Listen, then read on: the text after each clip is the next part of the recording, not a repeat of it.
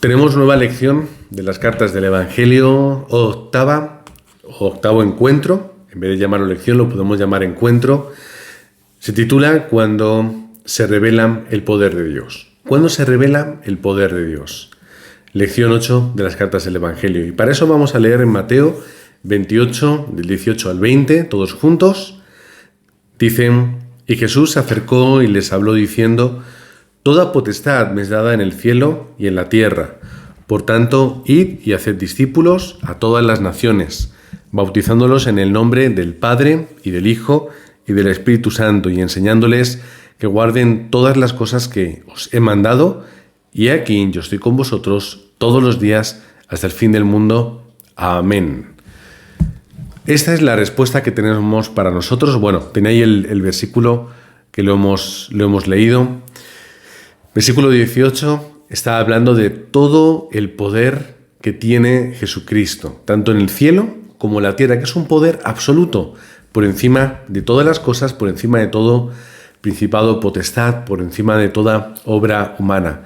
Versículo 19 es cuando nos llama a hacer esos discípulos a todas las naciones, que es ir a todos los lugares compartiendo el nombre de Jesucristo, bautizándoles en el nombre del Padre, del Hijo y del Espíritu Santo, y enseñándoles que guarden todas las cosas que Él nos ha mandado, guardar su palabra, guardar sus mandamientos, hasta el fin del mundo, que es el tiempo en el que Él va a estar con nosotros, todos los días.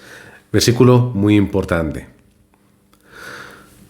Por eso vamos con la introducción y vemos varios ejemplos de personas que han experimentado la obra poderosa de Dios. En primer lugar nos encontramos a Moisés. Moisés, que era una persona que primero pasa por muchas etapas en su vida, ¿cierto? Al principio Moisés era un niño que estaba destinado a morir. Si os recordáis la historia, vemos que él era un hebreo que nace, y en aquel tiempo el faraón, viendo que habían crecido tanto, determina que los hebreos que tuviesen hijos varones, estos hijos tenían que estar siendo eliminados. Moisés, luego, como también lo podemos ver, él va a pasar a formar parte de la familia del faraón, y formando parte de la familia del faraón tiene que huir porque mata a alguien y pasa de ser un miembro de la realeza, pasa a ser una persona que tiene que huir. Huye de su hogar, huye de su ciudad, huye de todo lo que él conocía para ir al desierto, donde él encuentra su verdadera identidad como hijo de Dios. Y pasa de eso a ser un libertador, donde, yendo otra vez a Egipto, consigue sacar a todo el pueblo de ese yugo de esclavitud. Moisés es un ejemplo fantástico de persona que, sin importar las circunstancias, sin importar el lugar donde está, él consigue experimentar la obra de Dios y va pasando por todas las fases que Dios tiene con él. José también experimenta el poder de Dios. Él, siendo un hijo especial de su padre, de ese linaje de Abraham, Isaac, Jacob, hasta José, pasa a estar vendido como esclavo, un empleado, luego después del general Potifar, otra vez en la cárcel, para ser entonces gobernador, únicamente debajo del faraón. David, que era hijo de un sacerdote, él trabajaba con las ovejas y pasa de ser un pastor de ovejas a ser un líder militar, y después tuvo que pasar a ser otra vez un prófugo como Moisés para volver como rey. Pedro, y ya estamos en el Nuevo Testamento, Pedro era un pescador. Sin embargo, de ser pescador, fue alguien que Jesús reclamó para tenerlo cerca como un discípulo. Luego pasó a ser un apóstol, un enviado por el Señor, un líder de la iglesia primitiva, a alguien que hizo la evangelización del mundo. Pablo también pudo experimentar el poder de Dios. Fue una persona que estudió muy bien las Escrituras, se convirtió en un fariseo, alguien con un celo tremendo por su religión, pero que comprendiendo que Jesús era el Cristo, acabó siendo un misionero para todo el mundo. 5 personas, 5 individuos que pasaron por muchas etapas en su vida y que pudieron experimentar el poder y la obra perfecta de Dios y del pacto del Señor.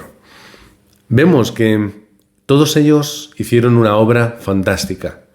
Moisés, José, David, Pedro, Pablo, todos y cada uno de ellos fueron personas muy útiles para Dios, muy útiles para el pueblo de Dios, para el mundo, personas que hicieron grandes obras y todos y cada uno de ellos lo pudieron hacer porque experimentaron el poder que Dios tenía. Además, y ya vamos al primer punto, ellos experimentaron su verdadera identidad.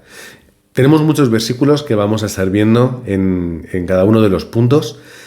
Los podéis tomar nota o luego podéis en YouTube volver a ver el vídeo e ir leyendo todos los versículos que colocamos aquí, porque son muy importantes y tienen un contenido fantástico. Tengo que ver cuál es mi identidad.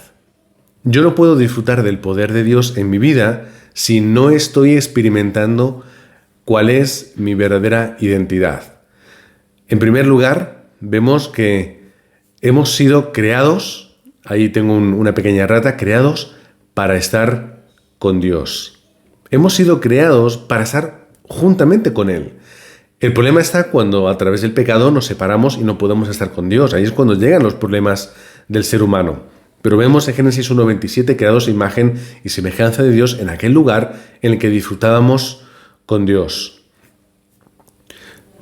Vemos también a través de Génesis capítulo 3, versículos del 1 al 10, cuál es la caída del ser humano. La caída, esa muerte espiritual en la que él está. Romanos 6:23 nos dice que la paga del pecado es muerte. Y en esa muerte es en la que está el ser humano. Es cuando dice Efesios 2, sobre todo el versículo 2, que en ese otro tiempo en el cual estábamos siguiendo la potestad del príncipe de este mundo. Nos está hablando Juan 8:44 de que aquellos que no están en Cristo Jesús son de su padre el diablo y hacen, aunque no crean, o aunque no quieran, o aunque no lo sepan, los deseos de su padre, por cuanto Satanás gobierna el mundo entero. Tengo que ver que hay un sufrimiento continuo en el mundo. Génesis 3 del 15 al 20 nos habla un poquito del sufrimiento de las personas y de los problemas que ellos iban a tener al estar separados de Dios. Y llega finalmente ese final, como nos habla Lucas capítulo 16, versículos del 19 al 31, de esa morada final, de ese cielo o ese infierno. Es la condición y la identidad del ser humano que nosotros hemos de alguna forma solucionado, o una imagen y semejanza a la que hemos vuelto a través de Jesucristo nuestro Salvador. Primera de Juan 4:10 nos dice: en esto consiste el amor, no en que nosotros hayamos amado a Dios, sino en que Él nos amó a nosotros primero y envió a su Hijo en propiciación por nuestros pecados. Esto es el amor de Dios, en que Él quiere restaurar nuestra identidad, y la forma para restaurarla es enviando a Jesús como Salvador nuestro. También, 1 de Juan 5, 11 y 12, dicen: y este es el testimonio, que Dios nos ha dado vida eterna, y esta vida está en su Hijo. Y luego el versículo 12, que es clave y fácil: el que tiene al Hijo tiene la vida, el que no tiene al Hijo de Dios no tiene la vida. Esta es nuestra bendición, que nosotros, teniendo al Hijo, nosotros creyendo en esta obra, convertimos a Jesús en nuestro Salvador. No convertimos a Jesús simplemente en un hacedor de milagros, en un gran maestro, o convertimos a Jesús en un revolucionario. Nosotros hacemos a Jesús nuestro Salvador. Y luego tenemos una vida fantástica en Cristo. Esa es nuestra identidad, tener una vida fantástica en Jesucristo. Juan 10, del 10 al 11, nos está diciendo una respuesta enorme. Dice, yo he venido para que tengáis vida y para que la tengan en abundancia. Yo soy el buen pastor y el buen pastor su vida da por las ovejas. Esa es la vida en Cristo, una vida en abundancia. No una vida en abundancia económica o una vida en abundancia de fama. Eso son cosas del mundo que no tienen importancia, sino una vida de abundancia espiritual, de una comprensión de quién somos, de entender de dónde vinimos hacia dónde vamos, de sentirnos completos estando en nuestra naturaleza que es en Dios. ¿Cómo vamos a poder disfrutar del poder de Dios? Cuando yo comprenda quién soy. Y esa es la respuesta que nosotros tenemos que tener ahora. Nosotros somos hijos de Dios. Otra vez nos podemos hacer esta pregunta. ¿Quién eres? Os lo podéis preguntar a vosotros mismos. ¿Quién soy yo? Yo, como dice Juan 1:12, yo soy un hijo de Dios por cuanto acepto la obra y el nombre de Jesucristo. Vuestra identidad no la puede arrebatar nadie ni nada. Sois hijos de Dios y tenéis esa vida en abundancia en Jesucristo, por cuanto Él es vuestro buen pastor. Así que no os preocupéis de nada. No tengáis miedo ni tengáis aflicción, porque en Cristo lo tenemos todo. Yo soy un hijo de Dios. Y cuando yo sea un hijo de Dios, tengo que además librar 3 batallas. ¿Cuáles son esas 3 batallas que yo tengo que librar? Primero, tengo que librar la batalla conmigo mismo. Y aquí hay una verdad absoluta, que yo creo que todos me vais a dar la razón. El mayor enemigo de la persona y del ser humano es uno mismo. Yo soy mi mayor enemigo, yo soy aquel que me limita constantemente. Vamos a leer unos cuantos versículos, os los vamos a ir comentando de una forma rápida para que luego también tengáis vosotros el tiempo de poder leerlos tranquilamente y meditar en ellos en casa. Juan 8:32 nos está hablando de que conoceremos la verdad y la verdad nos hará libres. Cuando yo no vivo en la verdad, yo vivo en mi propia mentira, cuando yo vivo en el engaño de Satanás, cuando yo permito que él entre en mi vida y me engañe, yo no puedo ser libre, yo soy preso de esa mentira. Pero cuando yo vivo conforme la verdad del Evangelio, la verdad de aquel que me ha creado y de aquel que me ha dado la respuesta, yo me convierto en una persona libre. No olvidéis este versículo, Juan 8:32, la verdad nos hará libres. Porque además, yo ya no estoy bajo la ley del pecado y de la muerte, sino que estoy bajo la ley del Espíritu de vida en Cristo Jesús, que es la solución a mi pecado. No tengo que estar ya bajo la condición de ser esclavizado por el pecado, ser que va o que tiene su condición marcada por el pecado, sino que yo ya soy libre de él, porque Cristo ha pagado por mis pecados. No tengo que vivir condenado en ello, sino que tengo que disfrutar de que yo soy libre del pecado. Mateo 11, 28 al 31, todos conocemos estos versículos que los hemos leído alguna vez y si no, los tenemos que guardar en nuestro corazón. Venid a mí todos los que estáis trabajados y cargados, yo os haré descansar. ¿Cuál es el descanso real? El descanso real es encontrarme con Cristo. El descanso real es darme cuenta de que mi problema espiritual ya está solucionado. Pero no solamente solucionado ahora, sino el problema del pasado, del presente y del futuro también lo está. Es el descanso real de conocer que Dios está conmigo en todo momento y en todo lugar. Es el descanso real de que Dios me va a guiar en todo momento y en toda situación. Es el descanso real de comprender que no hay nada ni nadie que de verdad me puedan apartar del amor de Dios. Hasta darme cuenta de que ya lo tengo todo. Ahí está. Ya lo tengo todo en Cristo Jesús. Por eso Mateo en el capítulo 6, que lo debéis leer todo entero, nos habla sobre esto. Y en particular en estos versículos, los que llegan hasta el 33, están hablando de que no tenemos que preocuparnos de cosas físicas, de cosas humanas, que es real que ya tenemos necesidad de ellas, pero que ya Dios lo conoce. Simplemente nos dice, tenéis que centraros en el reino de Dios, centraros en disfrutar de Emmanuel, que Dios está con vosotros, experimentarlo todos los días y todo lo demás os será añadido. Esta es nuestra gran respuesta para nuestra vida. Como yo ya lo tengo todo y no necesito nada, tenemos que vivir libres en Cristo. No viviendo esclavizados por las necesidades, sino vivir libre en Cristo. ¿Cómo Cristo quiere que vivamos en Él? Pues mira, Gálatas 2:20 nos dice, con Cristo estoy juntamente crucificado. Ya no vivo yo, mas vive Cristo en mí.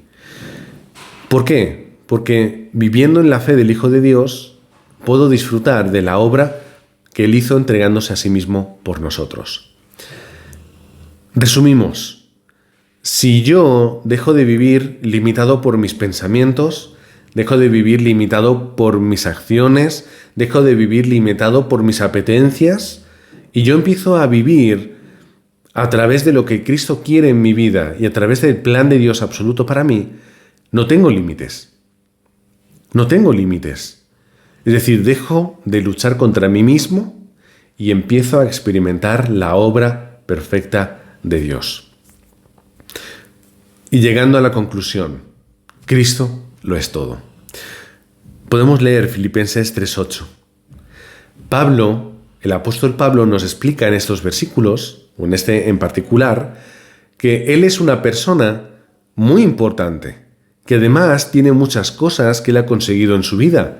Está hablando de sus estudios, está hablando de su posición religiosa, está hablando de todo lo que él ha conseguido y cómo él, además, ha conseguido que la gente le vea. Sin embargo, todo este éxito personal y religioso, todo aquello que él ha conseguido levantar en su vida, dice que es como basura para él. Él dice que todo eso es como una basura, si lo compara con haber conocido a Jesucristo. ¿Qué quiere decir? Que Jesucristo lo es todo. Que el conocer a Jesucristo y obtener la respuesta de ese profeta, sacerdote y rey en nuestra vida está por encima de todas las cosas. Y no es que todo lo demás sea malo, no es que lo demás sea malo, no dice Pablo esas cosas. Lo que quiere decir Pablo es que cuando lo comparas, todo pierde valor. La economía, el trabajo, el éxito, el reconocimiento. ¿Qué importa si tú de verdad no estás experimentando a Jesucristo? Por eso tenemos que recordar, Jesucristo lo es todo. No luches contra mí mismo, contra ti mismo, contra uno mismo, buscando cosas que no son necesarias. No luches intentando ser alguien que no eres, adquirir cosas que no tienes. Simplemente experimenta de Jesucristo, que es todo y es completo para tu vida. En segundo lugar, lucha contra las obras de Satanás. Y lo vamos a explicar de una forma muy clara. De hecho, mira, vamos a dejar el primer punto para al final, o los dos primeros para el final, y lo vamos a hacer a la inversa de como yo lo tengo ahí. Vamos a ir al tercer lugar. No seas engañado. No seas engañado. Juan 8:44, que lo hemos leído y lo conocemos, dice que Satanás es padre de mentira, que Satanás viene a engañar al mundo. No seas engañado por Satanás, no te dejes manipular ni te dejes llevar por él. Satanás, que es padre de mentira, lo que quiere es engañar al ser humano. Y lo que quiere es que tú vivas una vida conforme Satanás quiere, conforme el mundo, conforme la cultura y la sociedad, que tú no vivas conforme al Evangelio, sino conforme tus apetencias, lo que te apetece, lo que te gusta, conforme lo que ves en este mundo. Satanás lo que quiere es que pienses que tú con Dios no puedes hacer todas las cosas, que Jesucristo no es suficiente, que el Espíritu Santo no tiene capacidad para obrar en tu vida, que tú eres tú con tus limitaciones, que tú eres tú con tus barreras, que tú eres tú con tus problemas. Sin embargo, el Evangelio nos dice todo lo contrario. Pero, ¿cuál es el problema? Que nosotros vivimos atrapados por la mentira de Satanás. Primera de Pedro 5:8 nos dice: sed sobrios y velad, porque vuestro adversario el diablo, como león rugiente, anda alrededor buscando a quien devorar, a quien atrapar, a quien subyugar, a quien encadenar y tener preso en la mentira. Por eso os dice, tenéis que estar alerta, tenéis que estar vívidos.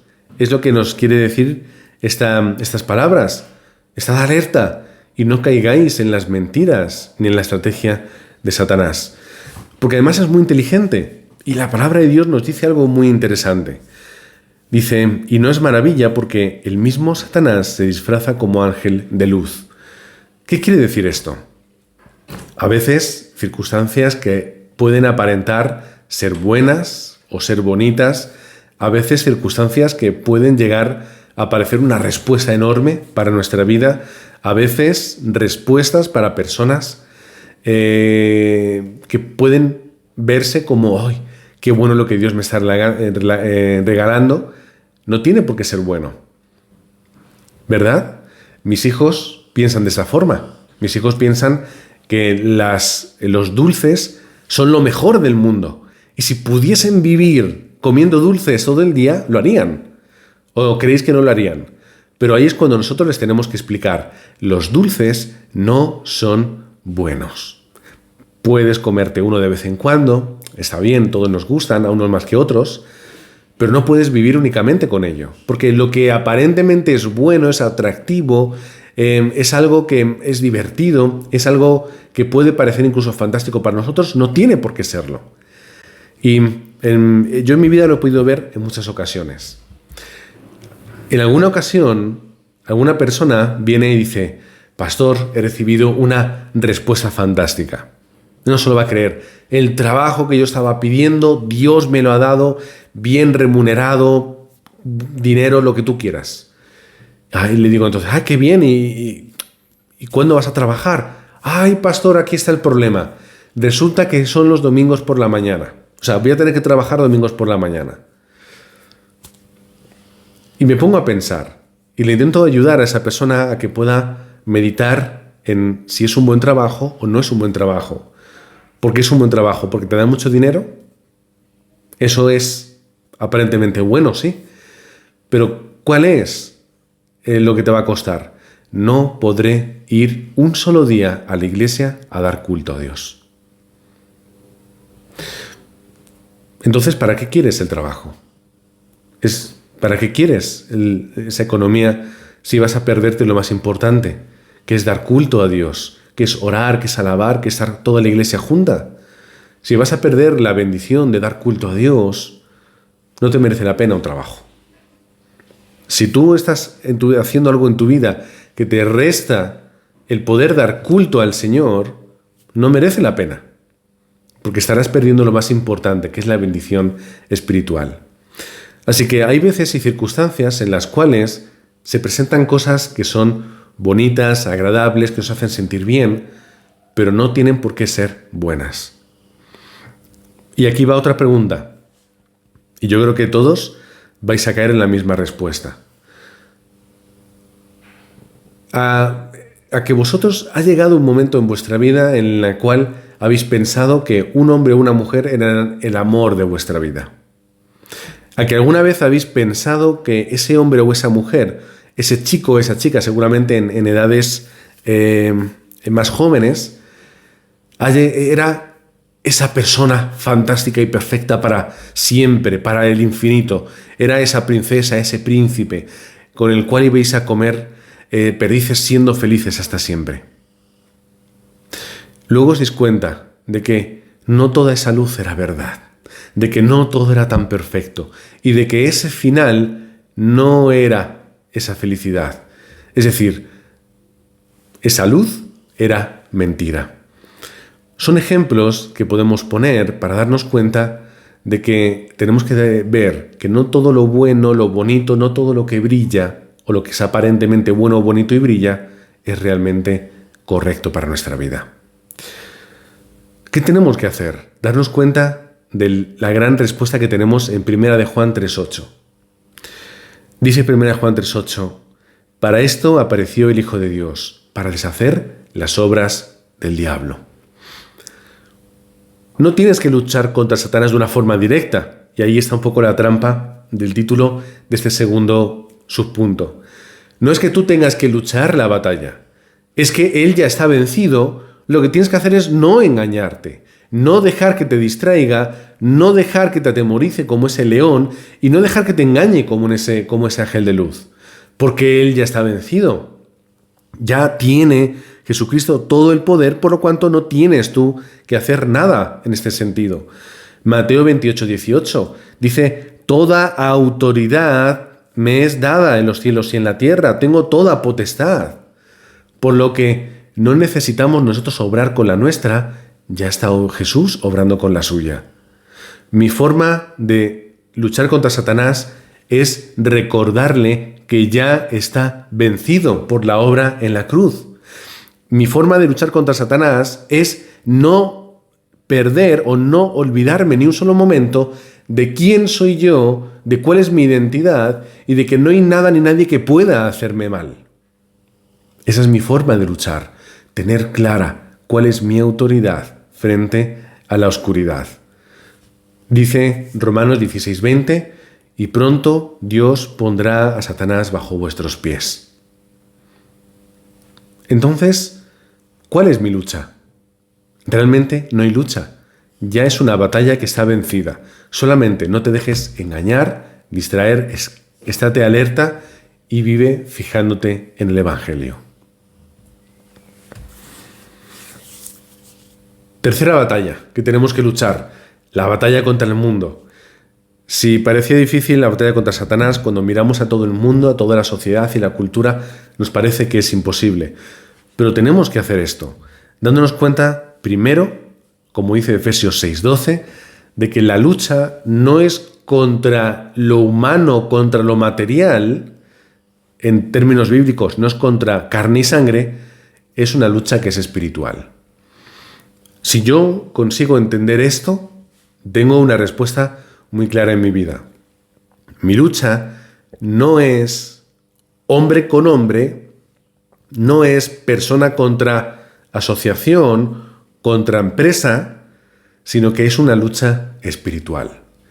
Tengo que ver quién está gobernando el mundo, cómo lo está haciendo y por qué el mundo está como está. Y por qué va por el camino que va. Y me daré cuenta, no tengo que luchar contra las personas, tengo que tener una lucha espiritual. Es la lucha que no vemos, que no percibimos, pero es la realidad del mundo. Efesios, también, vamos a leer varios en Efesios. Tenemos ahí también, capítulo 6, versículo 8, un poquito antes, dice, mirad que nadie os engañe por medio de filosofías, huecas sutilezas, según las tradiciones de los hombres o conforme los rudimentos del mundo. Es decir, no según Cristo. En el mundo nos encontraremos con el engaño, las artimañas, las palabras, las ideologías, las corrientes, los pensamientos de muchas personas o de muchas entidades. No te dejes guiar por ello. No te dejes guiar por lo que hacen las personas o por la tradición, la costumbre o por la cultura. Guíate solamente a través de Cristo, a través del mensaje del Evangelio, a través de la obra de Dios. Porque ahí está nuestra respuesta. Seguimos el cuarto punto de esa batalla. Juan 14, 16 y 17, y lo voy a unir con el versículo 26 y 27. Os lo he dicho muchas veces, es fácil de recordar. Juan, capítulo 14, 16, 17, 26, 27. ¿De qué nos hablan estos versículos? Esos versículos nos están hablando y nos están diciendo de que nosotros tenemos una respuesta, de que el Espíritu Santo está con nosotros, está a nuestro lado, que es la obra que Jesucristo nos ha regalado. Por eso en los versículos capítulo 14, 16 y 17, nos dice que va a estar con nosotros para siempre. Es el Espíritu de verdad que el mundo no puede ver, lo hemos hablado, no es eso que el mundo ve, pero es algo que nosotros sí vemos, experimentamos y tenemos en nuestra vida. Los versículos 26 y 27 nos dice que aquel le llama consolador, que es el que va a estar con nosotros, nos va a consolar y nos va a acompañar, nos va a enseñar todas las cosas, nos hará recordar, es decir, nos va a guiar. Volvemos otra vez parecido al punto de antes. No es que yo tenga que luchar contra mí mismo, simplemente tengo que recordar cuál es mi identidad. No tengo que luchar contra Satanás, simplemente tengo que ver y recordarme que Satanás ya ha sido vencido por la obra de la cruz. Y aquí tengo que darme cuenta de que yo no tengo que luchar directamente contra el mundo, simplemente tengo que obrar siendo lleno del Espíritu Santo. Y dejar que Dios me utilice. Y dejar que Dios pueda obrar a través de mi vida. El versículo 27 es importante. Dice, la paz os dejo y mi paz os doy. Yo no os las doy como el mundo os la da. Dice, no se turbe vuestro corazón ni tenga miedo. Esta es la respuesta. No es vivir conforme el mundo, es vivir con la paz que Dios nos ha entregado a través de la obra del Espíritu Santo. Por lo tanto, que no se turbe vuestro corazón ni tenga miedo por el mundo. Simplemente recordad la obra que Dios ha hecho en nuestra vida y cómo Él nos ha entregado al Espíritu Santo. 3 batallas, nosotros mismos, Satanás y el mundo, que tenemos que vencer, obrando a través de la obra de Cristo, con nuestra identidad, obrando a través de la obra de Cristo, que ya venció a Satanás, y obrando conforme a la obra de Jesucristo, que nos ha entregado al Espíritu Santo. Y ahora el punto 3 de este mensaje, Dios obra con su poder. Vamos a ver cómo Dios obra con su poder, empezando por el principio. Dios obra con su poder solucionando el pecado original de la persona. Ese pecado que nos separó, que nos dejó a merced del pecado, que nos dejó a merced de la obra de Satanás y su oscuridad, ha sido solucionada a través de Jesucristo. Génesis 3:15 es la simiente de la mujer que pisará la cabeza de la serpiente. Es la obra de Jesucristo que ha venido a solucionar el problema que nadie puede solucionar. Efesios 2:10 dice que somos creación de Dios. Luego, recreados o reedificados en Cristo para hacer buenas obras. Y además esas buenas obras son fantásticas porque Dios ya las ha preparado de antemano. Es una vida de luz, es una vida que nuestra obra, nuestra día a día, nuestra labor sea resplandecer la luz de Cristo. En tercer lugar, ¿cuál es el plan de Dios? Dios obra conforme un plan. Dios no obra por azar o Dios no obra conforme le apetece o le da o se dan las circunstancias. Es que hay un plan perfecto. Y si alguna vez os lo habéis preguntado, lo podéis responder de una forma muy sencilla. Juan 3:16. Porque de tal manera amó Dios al mundo que ha dado a su Hijo unigénito para que todo aquel que en Él cree no se pierda, mas tenga vida eterna. ¿Cuál es el plan de Dios? Que la gente, aceptando la obra de Jesucristo, pueda vivir y pueda vivir eternamente. Este es el plan de Dios. No es que la gente se pierda y muera y vaya al infierno, no es que la gente sufra, no es que la gente esté pasándolo mal, esté sumida en sus problemas espirituales, mentales y físicos, no es que viva con la incertidumbre, con el miedo, sino que puedan vivir disfrutando de que ya lo tienen todo en Cristo, de que a través de la obra de Jesús nadie se pierda. ¿Cuál es, aparte del plan de Dios, ¿Cuál es el objetivo de Dios para mí? Isaías 61. No lo olvidéis nunca ese versículo. Es muy sencillo. Levántate, resplandece, porque ha venido tu luz y la gloria de Jehová ha nacido sobre ti. Repite esas dos palabras. Levántate, resplandece. ¿Cuál es el objetivo de Dios para mi vida? Que yo me levante y pueda tomar la decisión de vivir conforme el plan de Dios y a través de esa determinación, viviendo una vida escuchando y leyendo su palabra, viviendo una vida de oración, yo pueda ser luz donde yo esté. ¿Dónde estáis? ¿Dónde vivís? Vuestro lugar donde estáis, el lugar donde estáis trabajando, el lugar donde estáis viviendo, vuestra familia, es el lugar donde tenéis que ser luz. Es el objetivo de Dios para tu vida. Que tú puedas levantarte viviendo con ese pacto perfecto y precioso y siendo luz allá donde estáis. ¿Cuál es el deseo de Dios para mi vida? Isaías 41:10. Lo voy a leer para vosotros. Dice: no temas, porque yo estoy contigo. No desmayes, porque yo soy tu Dios que te esfuerzo. Siempre te ayudaré, siempre te sustentaré con la diestra de mi justicia. ¿Cuál es el deseo de Dios? Que no temas, que no desmayes, que experimentes la ayuda y el sustento de Dios. Que sepas quién eres. Que experimentes que Dios está contigo. Que veas cómo obra en las circunstancias que te rodean. Y que no olvides ni un solo momento que Dios estará contigo siempre. Ese es el deseo de Dios para tu vida. Vive una vida de oración. Y vamos a ver cuál es la oración que Dios quiere. Dios mira el corazón de las personas.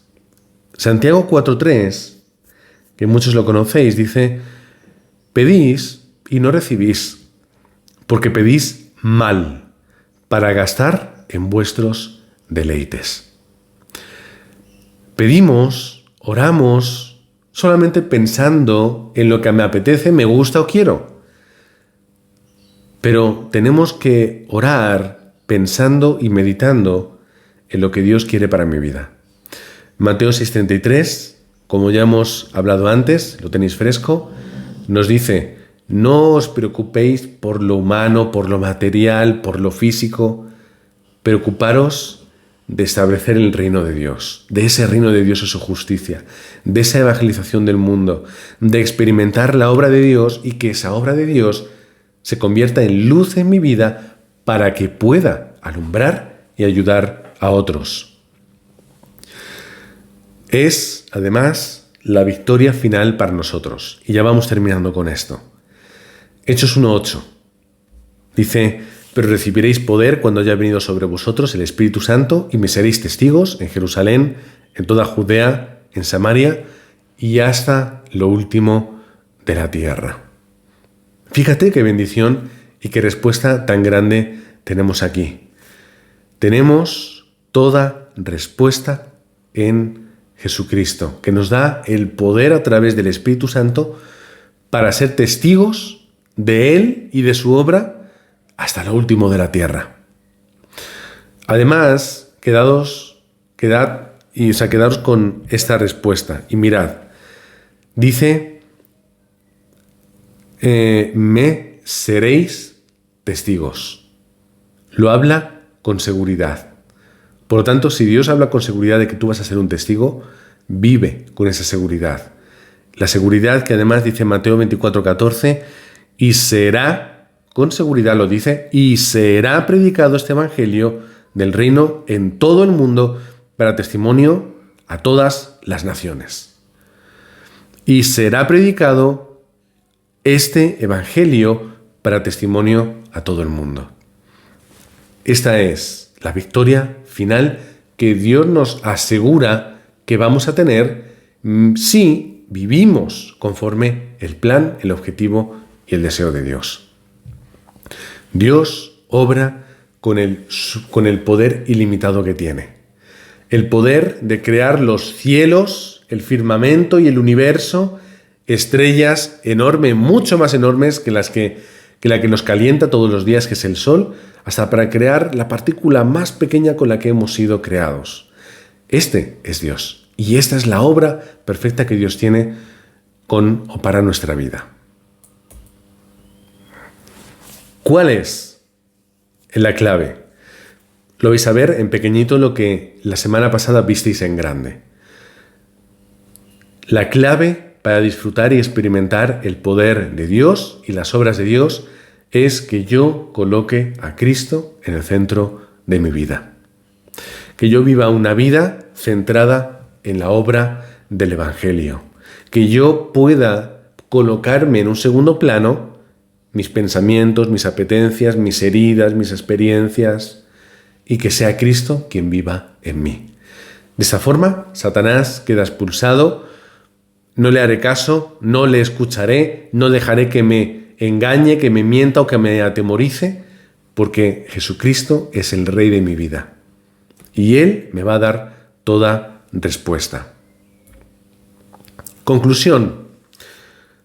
2 cosas. Tengo que disfrutar de mi identidad, que ahí lo vemos. La identidad la disfrutamos. Juan 1:12. Yo soy un hijo de Dios. Ahí tenéis el versículo. Y mi autoridad, la que Dios me ha dado, la tengo que utilizar. El versículo que hemos leído antes. ¿Cuál es mi autoridad? Que yo he recibido poder y que yo tengo además la seguridad, por cuanto Cristo me lo está diciendo, de que voy a ser testigo hasta el último de la tierra. Utiliza esa autoridad. Yo soy un testigo. No tengo que temer a nada ni a nadie, ni ningún tipo de circunstancia ni problema, porque Dios me envía. Dios es mi Padre. Yo soy ciudadano del reino de los cielos. ¿Qué no voy a poder hacer en el nombre de Jesucristo?